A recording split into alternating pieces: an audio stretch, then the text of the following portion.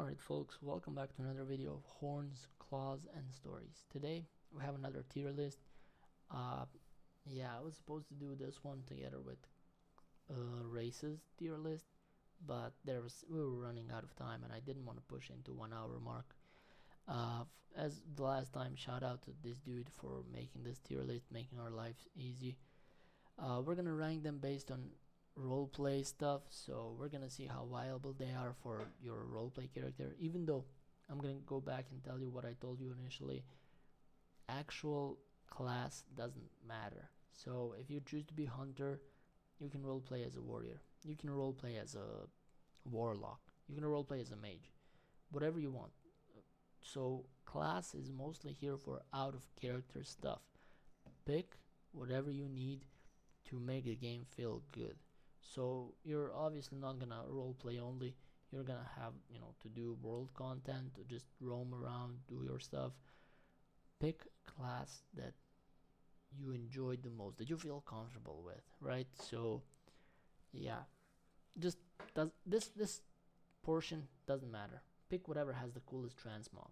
Like if you want to be a cloth user, pick mage. If you want to use plate, pick paladin or warrior, and so on.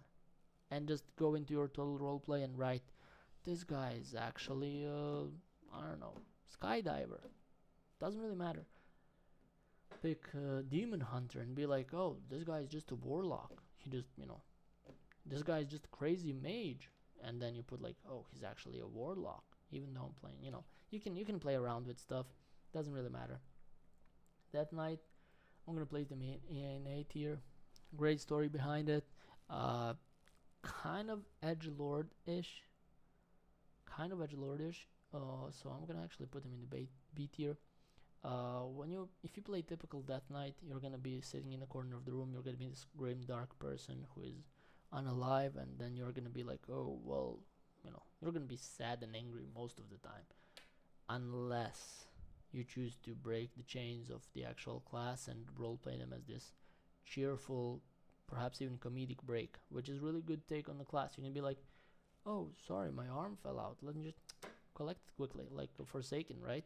So you can do that. You can play a necromancer. You can have a lot of fun with this one, and yeah, but just because of the stereotypical, like, if you go into Stormwind at any point of the day and you walk in front of the cathedral, you're probably gonna have like 3 Death Knights just stationary, staring at the entrance of the cathedral. This is an ongoing meme within World of Warcraft Age of Dawn EU, and it's not something we can really do much about. But yeah, they're like, but if you pick this class and you roleplay a warrior, you're good to go. Doesn't matter that your eyes are glowing. People are just gonna ignore that part. You have options to go like warrior or paladin, so you do whatever you want. Okay, demon hunter, I'm gonna put him into A tier. I know people love Illidan, myself first of all, perhaps biggest Illidan fan. Alright, that was overselling it. I'm not, but I'm Illidan enjoyer, right? So yeah, I mean, we really wanted this class. Demon Hunter is actually what got me into World of Warcraft initially, because I really enjoyed Warcraft 3 Illidan model, just being like having warglaives and running wild or whatever. It was crazy. Good class, but again, you can get into this mold where you're just edgelord, where you're sitting in the corner of the room, just judging everyone, being always angry, and that's a trap that's really hard to get out of. So be careful. It's not all about you. You're not the center of attention all of the time. Don't be like, oh, I've sacrificed everything, what have you given? Sounds cool initially, but yeah, that ain't it, chief. Unfortunately, in World of Warcraft roleplay, this ain't it. So yeah.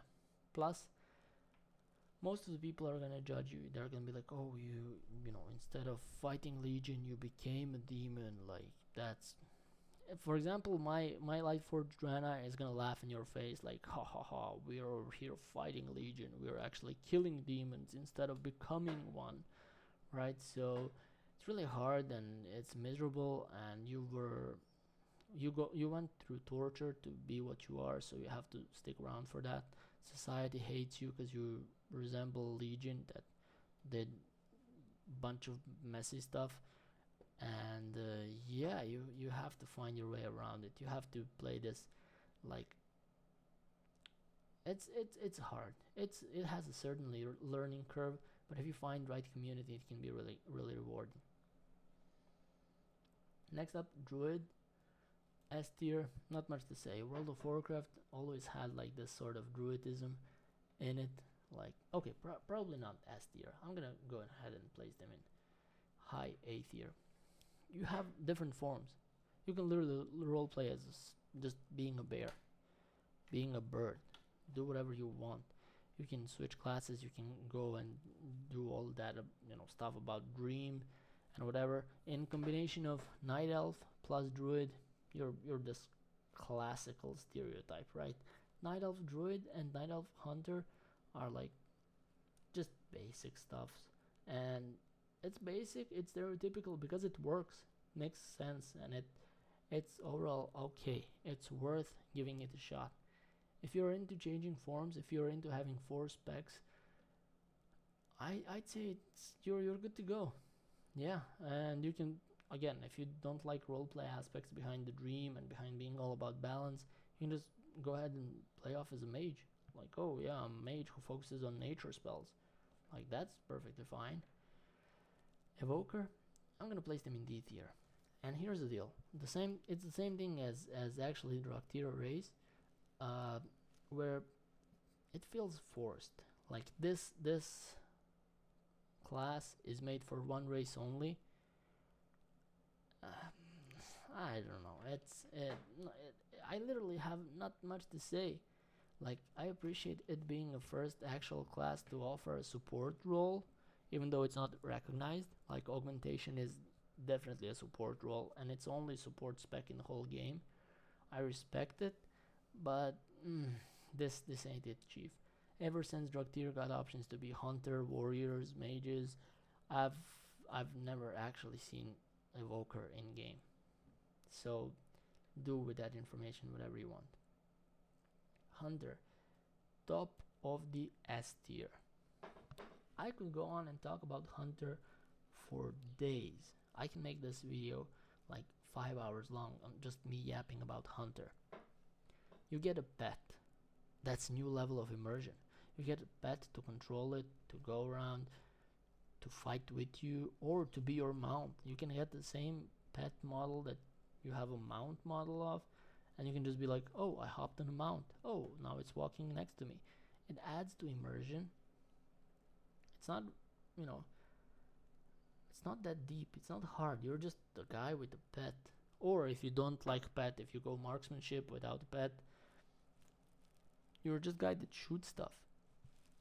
Being bow and arrow, being a gun, being crossbow, whatever, it simply works, and it's top tier. I really like how class actually plays, being fast-paced ranged class, plus options of having a pet to tank aggro from world content while you're doing your damage from afar. Yeah, this is it. This is definitely it. Mage, I'm gonna put it in high A tier. No, actually it's gonna be S tier. You have Dalaran. I mean, you used to have Dalaran. You have portals, you have teleports, you are the feeder of the group most likely. You can provide cookies, you can do stuff that rarely anyone can. You can raise ice walls, or you can burn stuff down, and of course you can do arcane stuff as well. It's really good, and everyone knows the role of the guardian in the world. Guardian is always a mage, as far as I'm aware.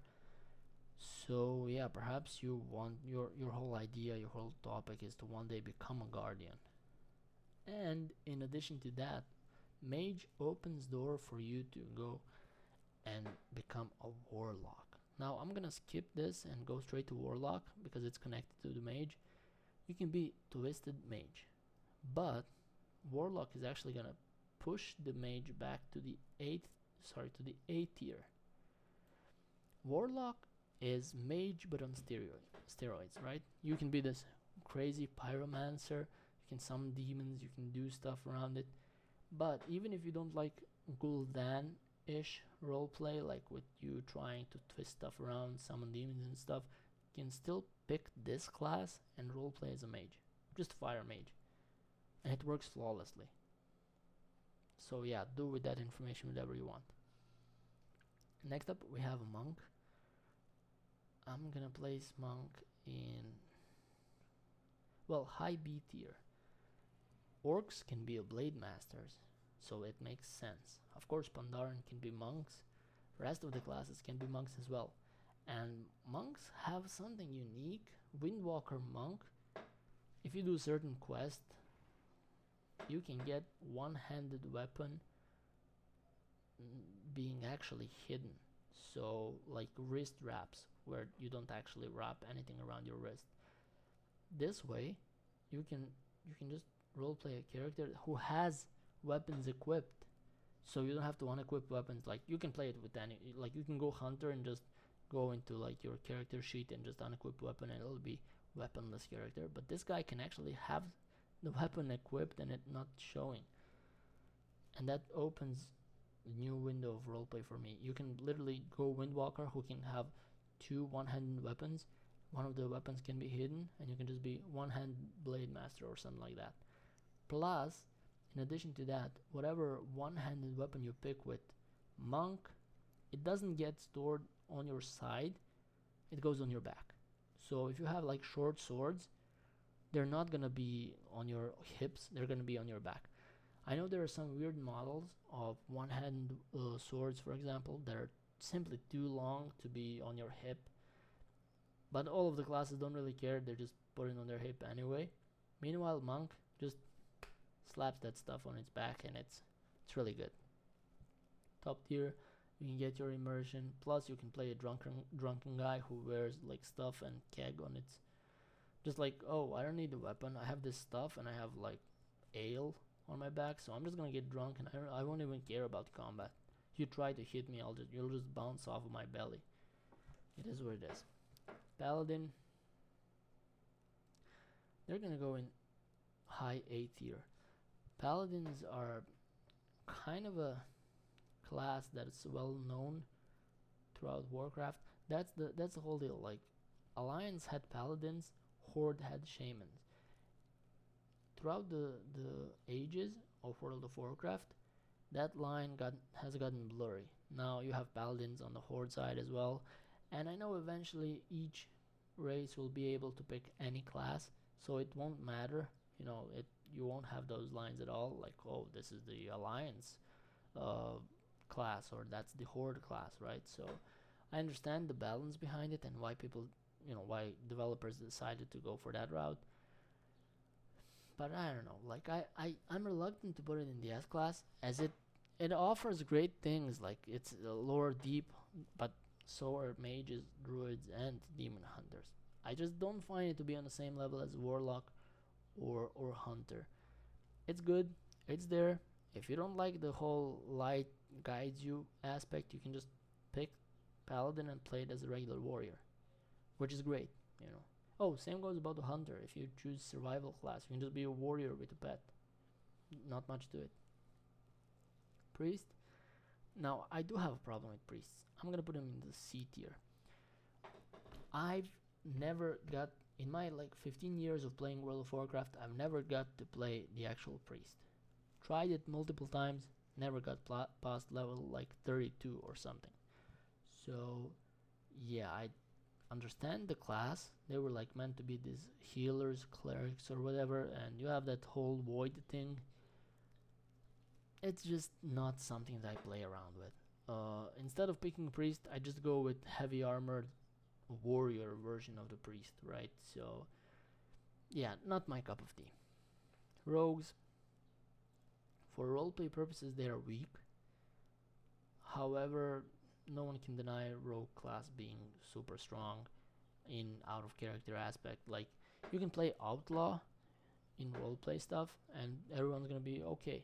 So you're basically either dishonorable warrior, or you're kind of this niche type of a warrior overall it brings you back to being an actual warrior regardless of your choices. Like, oh, you focus on poisons, on this, on that, like, okay, but you are still a warrior, you know. So yeah, it can be like basically stealthy warrior. That's, again, this is just my opinion, so if I'm wrong, and if you're a rogue main and you just go in a comment like, hey, you bigoted head, like, oh, this rogue should be S tier because I get to ambush low level just whatever, just, you know, it is what it is. Shaman, I have to put it as a counterpart to the paladin in A tier. Makes sense. It has depth behind it. I see why it was there to counterbalance paladins, but it's kind of weird because paladins are de facto melee tanky stuff, and shaman are basically mages, mage-like class because they're ranged damage dealers or support. So it kind of feels weird that they decided to match this against each other, because again, you have a warrior in full armor who can, to be fair, also be a healer, and then you have this like mage stuff that focuses on the elements, on the totems, who can also be healer but this time ranged. So not sure why they got two of them clashing when it doesn't make much sense, but okay. Horde is like these aliens coming off of the other world, talking with the elements, just being more feral, and then you have like all Church of the Light and all, you know, humane stuff in here, so it's fairly okay. And then warrior, I'm gonna place them in high S tier. Actually, it's gonna be in the middle of the S tier. Warriors have this unique thing about them. If you choose fury, you can go with double wielding two-handed weapons, which is great. As a warrior, you have those big weapons, and you know, my small brain can just connect it instantly, like, oh, big swords, big damage, blah blah blah. It is what it is. It's great. Plus, in addition to that, warrior can have any sort of weapon equipped. So even if you don't have specs for, let's say, bow, you can equip it anyway. Even if your spec doesn't support shield, you can equip it at the time. Doesn't really matter. You can go with wand. You can go with stuff. You can go with. Actually, I'm not sure if you can go with warglaives. I think the warglaives are actually the only weapon unavailable to the actually warriors. So do with that information whatever you want. This is our class tier list. This is about done. Not much to add to it. I wouldn't push things around. It would probably be my bias if I just did switch these things around, and I'm gonna keep it this way. Yeah, not much to say. There's 13 classes, and it's not like they actually matter. Again, go in the world, play whatever you want. If you want to play, role play a Pokemon trainer, just don't focus on the class at all. Just focus on pet battles. You can do that. You can roleplay being a commoner herbalist, right? So instead of being a warrior and carrying a weapon, you just unequip your weapon slots and focus on gardening tools, right? So at the end of the day, it doesn't matter much. Play whatever you find fun, and yeah, I hope to meet you on the Azeroth Monday.